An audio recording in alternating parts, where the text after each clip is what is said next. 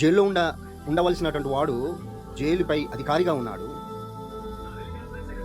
ఐఏఎస్కి సమాధానం చెప్పలేనటువంటి వానికి IAS silent కొడుతున్నాడు. ఐఏఎస్ కలెక్టర్ వానికి సైలెంట్ కొడతా ఉన్నాడు.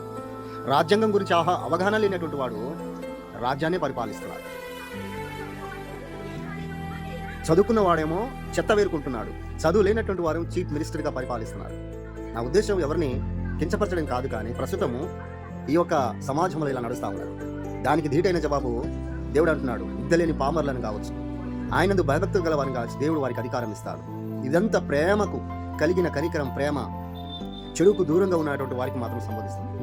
చూడండి, దేవుడు ఆజ్ఞాపిస్తే ఆయనకి ఏ అర్హత లేకుండాను దేవుడు వారికి అర్హతనిచ్చి కూర్చోబెట్టగల సమర్థుడు దేవుడు.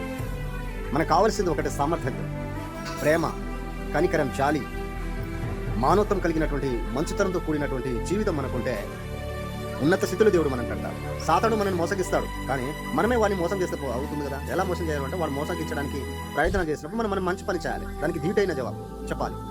వాడు చెడుకు ప్రేరేపిస్తున్నప్పుడు మనం మంచి వాటికి దారి తీయాలి. అప్పుడు వాడు మీ యొద్ద నుండి పారిపోతాడు. వాడు వేసే ప్రతి దానికి మనం తిరుగుబాటు చేయాలి. ఉదాహరణకి ఒకరిని తిట్టమని, లేకుంటే శత్రుతో ప్రతీకారం పెంచుకోమని అంటాడు. దానికి బదులు మనం మేలు చేయాలి. అదే దానికి ధీటైన జవాబు.